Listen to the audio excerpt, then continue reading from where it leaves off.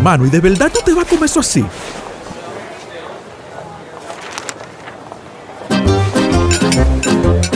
Bueno, mi hermano, eso no fue lo que te enseñó la doña, ¿no? Tú sabes que a eso le falta su güira y su tambora.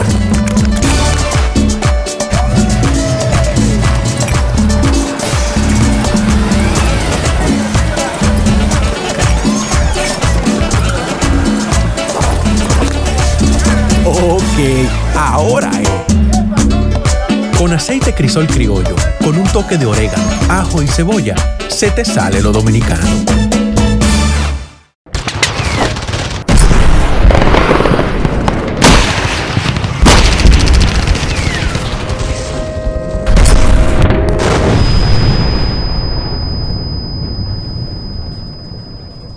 Bienvenidos al capítulo 19 de La Trinchera Podcast con Larimar y Orlando Jorge. Recuerden suscribirse a nuestro canal de YouTube, Falla Media, y también en Spotify a nuestro podcast La Trinchera, dándole la campanita para recibir las notificaciones de cada episodio que semanalmente subimos también en esa plataforma. Hoy, lamentablemente, Larimar no podrá acompañarnos por una coincidencia de horario, pero el invitado que hoy tratará varios temas interesantes con nosotros es una persona muy especial para mí. Es un hermano de nuestra época universitaria de la Pontificia Universidad Católica María Maestra. Él en Derecho, yo en Comunicación. Pero siempre nos unió una pasión que era la política, la historia, la lectura. Compartíamos mucho en la cafetería del B1, ¿verdad? Del B1, sobre política, sobre historia. Me sorprendía que este invitado de hoy se sabe de memoria muchos discursos de expresidentes dominicanos, y pues creamos una relación muy interesante, no solamente de temas políticos, también salíamos y hacíamos coro y de todo. Y se trata de nada más y nada menos que el gran amigo, abogado, joven jurista, Rolkin Lorenzo Jiménez. Rolkin, bienvenido. Gracias, Orlando, estimado. Es un placer estar acá contigo y con todo tu público. Para que ustedes entiendan un poco del background de nuestro invitado, Rolkin es oriundo de San Francisco de Macorís. Y Rolkin, cuando tenía 12, 13, 14 años, ya participaba en los medios de comunicación, ¿correcto? Así es. En el programa de Miguel Franjul. Correcto. ¿Cómo era que se llamaba ese programa? La Hora Crítica. La Hora Crítica. Eso fue hace ya... ¿Cuántos años tú tienes ahora? Igual que yo, 30, 31. Tengo 29. 29. Pero casi cumplo 30 en junio.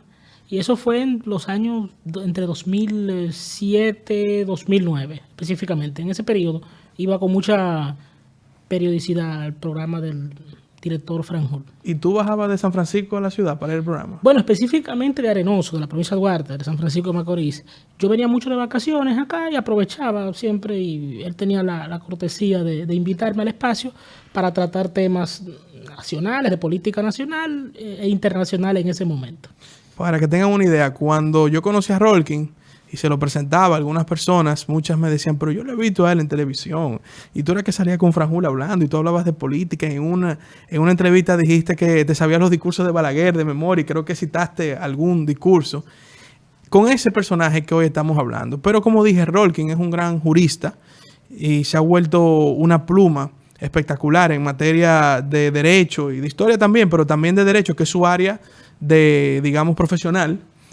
Y uno de los temas que he visto que tú, Rolkin, has estado más comunicando en tus redes sociales, en los artículos que escribes, es sobre la reforma constitucional que se ha planteado ahora mismo en la República Dominicana, que el presidente Luis Abinader lo ha tomado como una de las banderas de su proyecto reformador.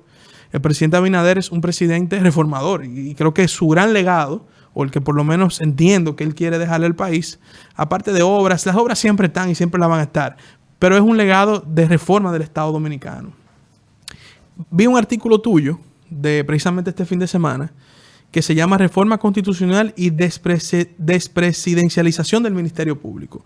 Has escrito otros artículos también sobre el tema, es decir, y ayer vi en Twitter como muchos destacados juristas de otras generaciones, que yo sé que muchos fueron profesores tuyos y son tus colegas, pues alabaron este artículo, y yo les recomiendo a los que nos ven y los que nos escuchan que lo busquen en el periódico Acento.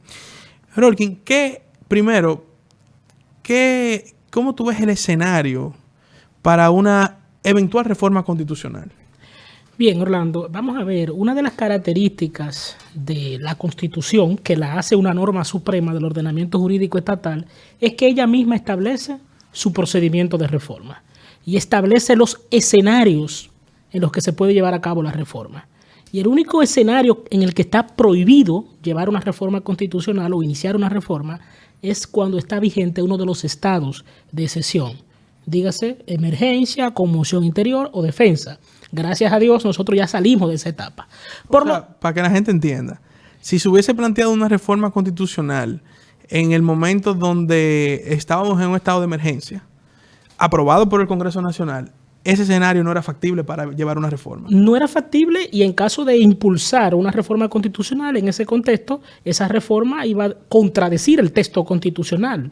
En resumidas cuentas, la reforma constitucional que se plantee en un estado de excepción es inconstitucional, porque la propia Constitución establece que durante la vigencia de uno de esos denominados estados de excepción no se puede iniciar ningún procedimiento de reforma constitucional. Entonces, dicho esto, en el actual contexto, ese escenario no existe. Por lo tanto, no hay obstáculo de tipo circunstancial que impida iniciar una reforma constitucional. Entonces, por lo tanto, ese mito que se ha querido difundir y erigir de que este no es el contexto para una reforma constitucional es a todas luces, yo diría que carente de contenido, porque la Constitución, decía al principio, establece su procedimiento de reforma. Ella establece en cuáles momentos no se puede modificar, cuáles materias no se pueden tocar y cuál es el procedimiento a seguir. Entonces, nosotros venimos de muchas reformas. ¿Cuántas llevamos hasta ahora? Bueno, llevamos 39 reformas. Que yo me inscribo en lo que señalan algunos juristas. Más que 39 reformas o 39 constituciones, yo creo que son enmiendas. Porque la Constitución que está vigente, nos guste o no, es la de 1844, porque los elementos básicos que dieron origen al Estado se configuraron en esa Constitución: el Estado unitario, el carácter republicano, el sistema presidencialista. Por lo tanto, todo lo que ha habido a partir de 1844 son enmiendas, retoques, perfeccionamiento del principio de separación de poderes, etcétera. Yo no estoy en contra de las reformas constitucionales. Lo criticable no es la reforma en sí, sino el motivo por el que se hace la reforma. Usted se analiza la Constitución alemana de 1949, la denominada Constitución de Bonn, ha sufrido desde 1949 decenas de enmiendas constitucionales. Y Alemania tiene una constitución que es modelo en el mundo. Pero no tenemos que irnos tan lejos a Europa. Vámonos a Colombia. La constituyente colombiana de 1991 es una constitución modelo en América Latina, con la figura de la tutela, que es el equivalente al amparo, con la Corte Constitucional que ha servido de referencia a la dominicana. Y esa constitución, en sus 31 años, ha tenido una cantidad inmensa de enmiendas para perfeccionar el Estado de Derecho. Una de esas enmiendas fue en el 95, apenas 4 años después de haber sido aprobada, y fue para restablecer la figura de la extradición. Por lo tanto, no es la cantidad de veces que se reforma la Constitución lo criticable, es la calidad y el objetivo. Pero en este caso nuestro, parece que hay un trauma en la sociedad dominicana. Incluso el presidente fue abordado en estos días de que la oposición se retiró de un diálogo en el Consejo Económico y Social por no estar de acuerdo con una nueva reforma constitucional. Y el presidente dijo: lo que pasa es que esos grupos que se retiraron, cada vez que les tocaba o propusieron una reforma, era para beneficio propio, porque era principalmente para cambiar la posibilidad o no de la reelección de un mandatario. ¿Tú crees que hay un trauma en nuestra sociedad cuando se menciona la palabra reforma constitucional? ¿Tú crees que la gente se asusta, la gente desconfía? Hay una reacción a veces quizás divisoria cuando se escucha esta palabra. Bueno, yo creo, usando una terminología muy de los abogados, la costumbre hace ley. Desde 1844 acá, la historia nos ha demostrado que cada jefe de Estado que impulsa una reforma constitucional es para, en cierta forma, hacer un traje a la medida. ¿Por qué? Porque nunca deja de tocar el tema de la reelección presidencial. Sin embargo, cuando usted se lee el anteproyecto de reforma constitucional que ha impulsado el presidente Abinader y que está en el debate del Consejo Económico y Social, el artículo 124 relativo a la reelección presidencial no se toca, no es objeto de ninguna propuesta de enmienda. Por lo tanto, podríamos decir que es la primera vez en la historia contemporánea dominicana en los que un proyecto de reforma constitucional no está enfocado a tocar el tema de la reelección. Hagamos un breve recuento histórico. Reforma de 1963 del profesor Bosch tocó el tema de la reelección, prohibiéndola en 2 periodos consecutivos. Reforma constitucional de 1966 del presidente Balaguer estableció la reelección indefinida. Por lo tanto, Balaguer, siempre cuando se repostuló, no tuvo la necesidad de modificarla, porque él en términos prácticos pensó, bueno, pero si yo sé que voy a estar aspirando hasta que se me seque el esqueleto, ¿para qué voy a tener que estar modificando a cada momento? La pongo indefinida. Reforma constitucional de 1994 que modifica la constitución de Balaguer del 66, toca el aspecto de la reelección prohibiéndola. Reforma constitucional del año 2002 restablece la reelección presidencial con el presidente Mejía. Reforma constitucional de 2010 restablece la reelección haciéndola intermitente, un periodo sí, un periodo no. Reforma constitucional del año 2015 única y exclusivamente para restablecer la reelección presidencial en 2 periodos consecutivos.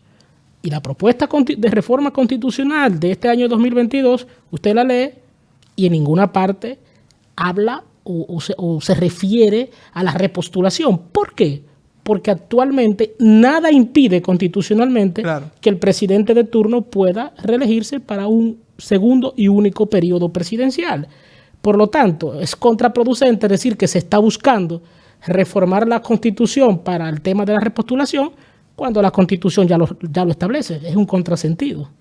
¿Y cuáles son ahora mismo las principales propuestas que contempla la propuesta, valga la redundancia, de reforma constitucional que está planteando el presidente Abinader? La propuesta del presidente Abinader incluye novedosas enmiendas a la Constitución para su perfeccionamiento, actualización, porque usando una metáfora, la Constitución es un ser vivo que debe de ir evolucionando conforme avanzan las sociedades.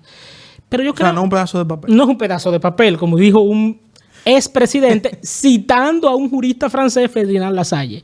Mira, yo creo, Orlando, que los aspectos destacables de la propuesta son el fortalecimiento de la transparencia y la institucionalidad. ¿Cómo? No puede haber una justicia independiente cuando personas que pertenecen a un partido político son escogidos presidentes y jueces de las altas cortes y renuncian el mismo día. Yo creo que pueden ser personas serias, bien formadas, pero el hecho de pertenecer a un partido y ser miembros titulares de una alta corte pone en duda que puedan ser independientes a la vez. Entonces, la reforma tiene por finalidad establecer, entre otras cosas, como requisito para ser juez de las altas cortes, la apoliticidad durante un periodo previo a su probable elección como juez. O el apartidismo, mejor dicho. O el apartidismo, o la militancia notoria. Otro aspecto fundamental es fortalecer o retocar, mejor dicho, el procedimiento legislativo. Sabemos que el presidente de la República tiene la potestad de observar, o lo que le dicen en Estados Unidos, vetar leyes cuando considera que esas leyes aprobadas por el Congreso contradicen la Constitución o algún tratado internacional. Los plazos establecidos en la Constitución son muy pequeños, porque le dan al presidente un plazo de 10 días para observar la ley una vez y es aprobada por el Congreso, y 5 días cuando el Congreso la aprueba de urgencia.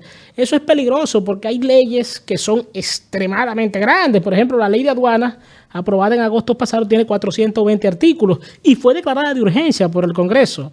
Y el Poder Ejecutivo tuvo que promulgarla en 5 días y leerla en 5 días. No solo leerla, analizarla. Entonces, naturalmente, la propuesta del presidente tiene por finalidad, entre otras cosas, aumentar los plazos para el presidente poder observar y posteriormente, si así lo determina, promulgar las leyes. Otro aspecto importante es el del control de los fondos públicos, fortalecer la figura de la Contraloría General de la República, ese órgano auditor del control interno de los fondos públicos, que en los últimos años ha sido visto por muchos erróneamente como un simple órgano homologador de libramientos que firma pagos. No.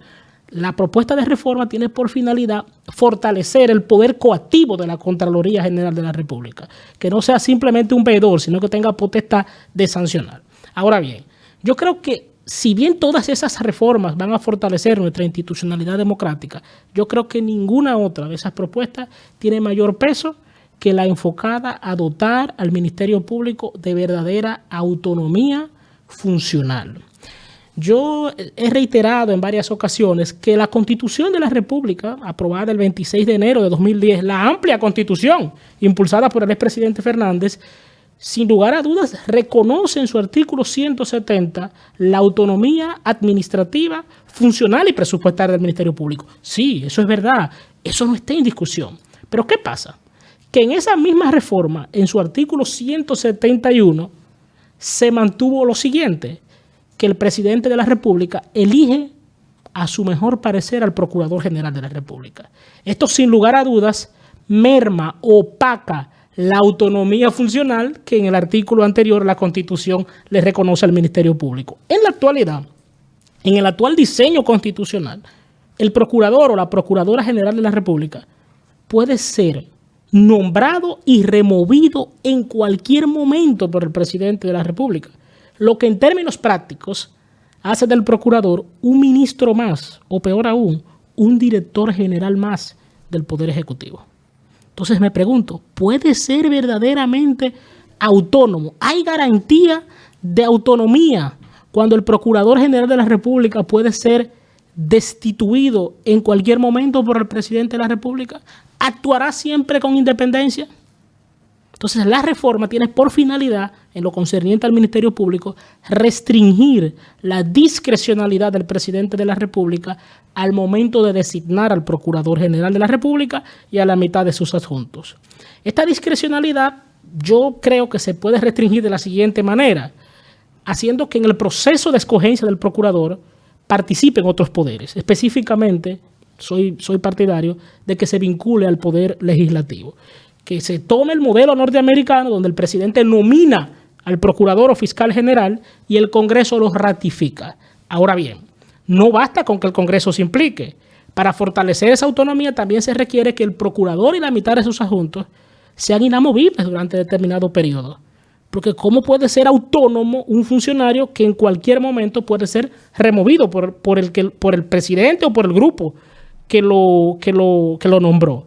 Esa inamovilidad también debe de ir acompañada del requisito del apartidismo político.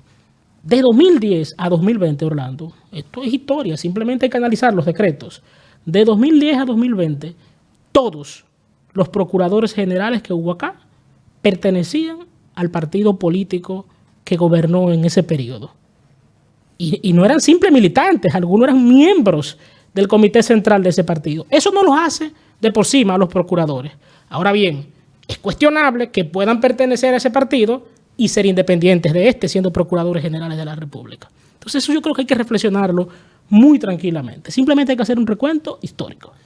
Bueno, tú acabas de poner un tema muy interesante y muy amplio, y precisamente en tu artículo tú proponías que se incluyese al Poder Legislativo en la escogencia o la ratificación de, vamos a suponer, el Procurador General, fiscales, adjuntos, etcétera.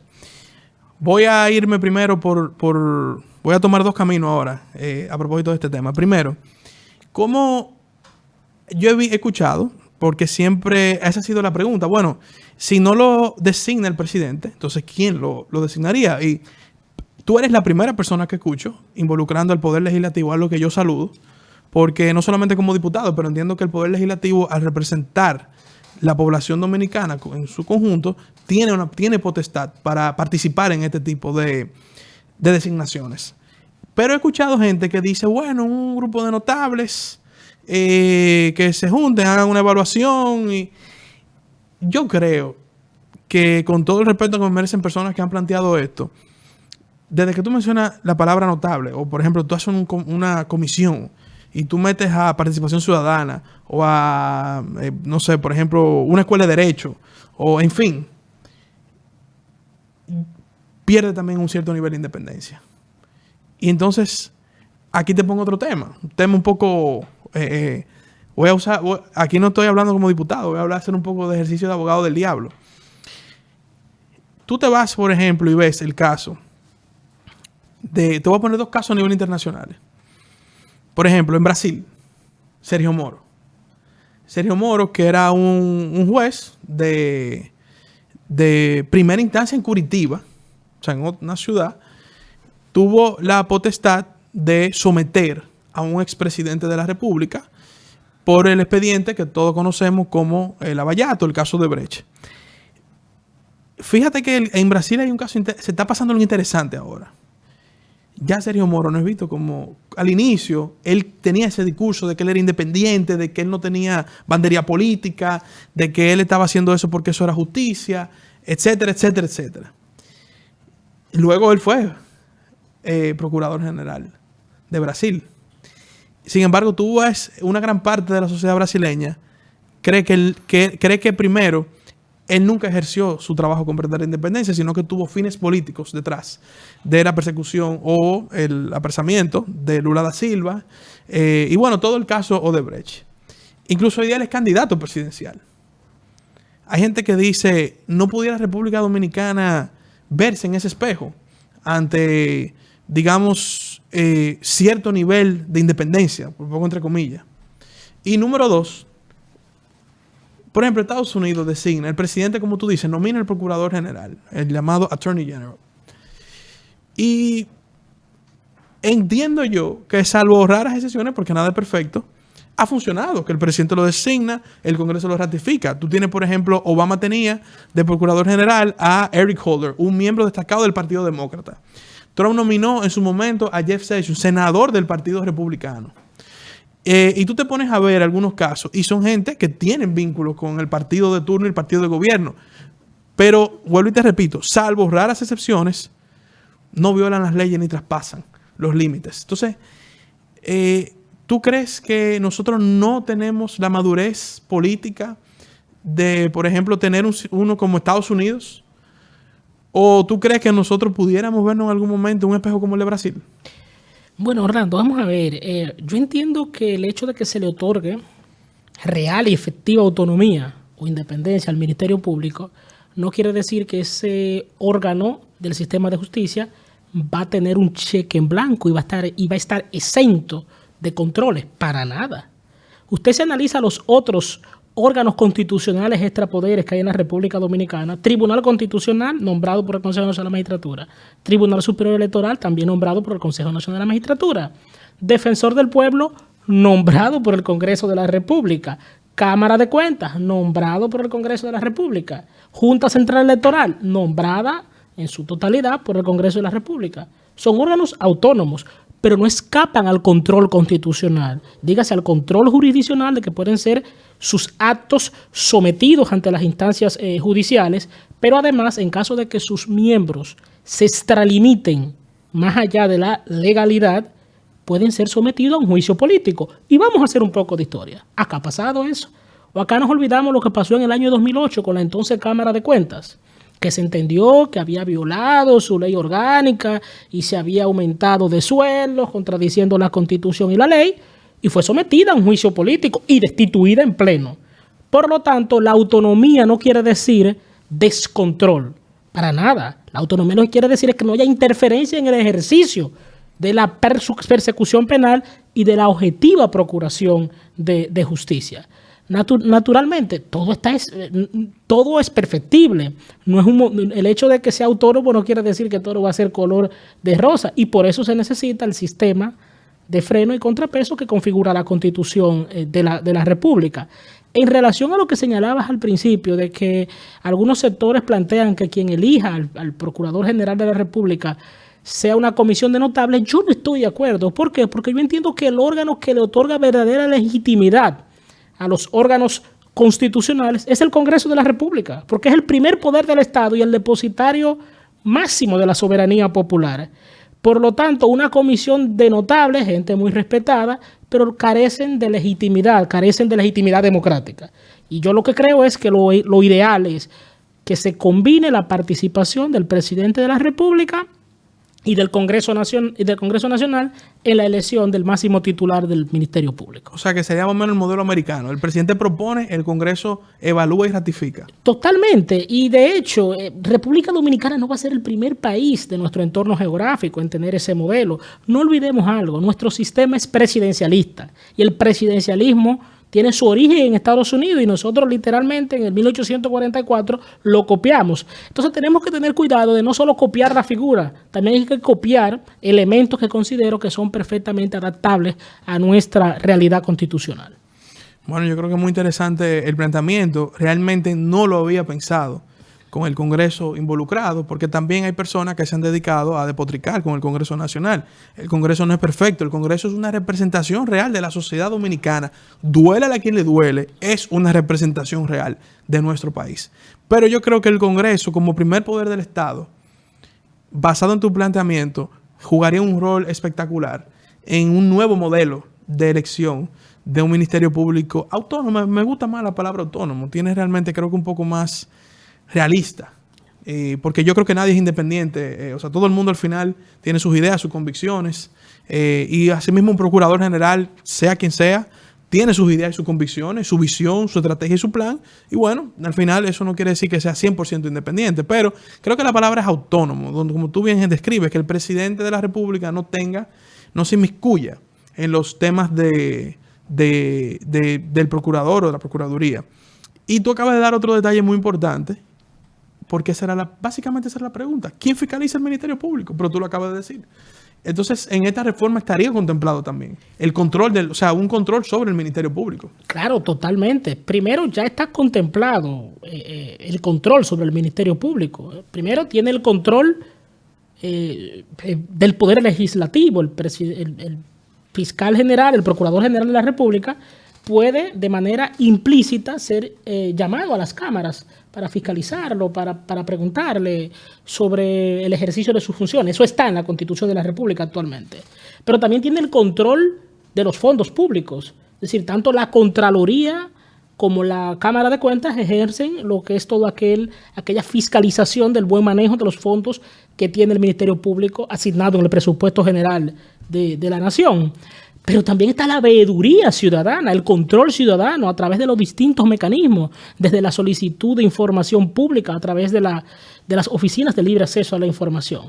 Por lo tanto, lo que va a hacer la Constitución, la propuesta constitucional, es en sí dotar al Ministerio Público de esa real y efectiva autonomía funcional. Porque, insisto, no se está discutiendo si la actual Constitución reconoce o no la autonomía del Ministerio Público. Sí, la reconoce en su artículo 170. Lo que pasa es que los textos normativos no se leen por pedazos, Orlando. Ese 170 que reconoce la autonomía del Ministerio Público, ese artículo 170 de la Constitución, luego se ve opacado por el artículo 171, porque el 171 establece que el presidente nombra libre y discrecionalmente al Procurador General de la República, pudiéndolo remover en cualquier momento. Y yo me pregunto, imaginémonos que no fuera el presidente actual y fuese otro presidente divorciado de la institucionalidad y el procurador o la procuradora lleva a cabo una investigación que toca intereses del Poder Ejecutivo. Yo estoy seguro que un presidente que no respeta la institucionalidad, teniendo la posibilidad de remover inmediatamente al procurador, lo va a remover. Y es en verdad autónomo entonces. Sí, lo reconoce la Constitución, pero la misma Constitución lo merma cuando le deja la discrecionalidad del nombramiento al presidente. Dicho de otro modo, la Constitución paradójicamente reconoce la autonomía del Ministerio Público, pero no la garantiza. Tú sabes que un último punto sobre ese tema, que tú acabas de dar también, otro tema que me causa curiosidad. Por ejemplo, la inamovilidad. Tú planteas la inamovilidad del Procurador General o la Procuradora General por 4 años, me imagino, lo que toma un periodo de gobierno. Pero ¿tú crees que desde el punto de vista práctico, olvidémonos de que una investigación pueda lacerar el Poder Ejecutivo? Pero asimismo, como un procurador es una persona que conoce de derecho, que conoce de materia de derecho penal, una serie de materias, y tiene una serie de gestores a su lado también, que son los fiscales adjuntos, etcétera. Y si un procurador no funciona, no está dando resultados, porque al final un procurador general es un gerente. Es un gerente. Independientemente de sus conocimientos técnicos, tiene un rol gerencial. Y en ese rol gerencial no solamente administrar fondos, pero tiene que dar resultados. Y si no da resultados, vamos a esperar 4 años para entonces, ¿no habrá algún mecanismo de óyeme, tú no estás dando resultados? Porque yo veo el Estado como una operación, pero es el Estado, no es una empresa. Pero el Estado procura y debe dar resultados en sus diferentes áreas. Entonces, por ejemplo, te voy a poner un dato. No viene a la mesa, pero lo voy a mencionar porque para dar un ejemplo. Yo vi la propuesta de ley de nueva ley de compras y contrataciones. La propuesta dice que el director de compra también debe ser inamovible por 4 años. Me excusa, pero yo no estoy de acuerdo con eso. Porque si el director de compra es un funcionario eminentemente operativo. Y es un funcionario que debe de no solamente ver por la transparencia de los procesos de compra, pero también porque sean eficientes, también porque sean eficaces, también para que el Estado no se frise y se paralice. Entonces, si yo tengo un director de compra que yo pensaba que me iba a dar un resultado y no me está dando, no es verdad que él puede quedarse hasta que le dé la ley y le diga que puede estar.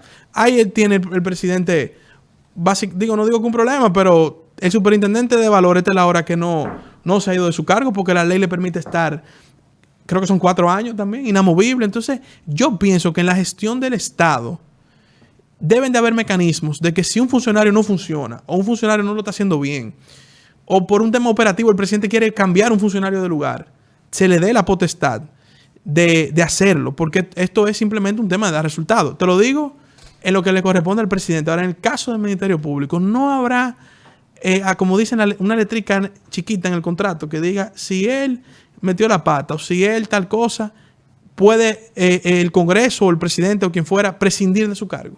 Bien, Orlando, te decía en una de las intervenciones que el hecho de que el Ministerio Público vaya a gozar de real y efectiva autonomía no va a implicar que esté exento de controles.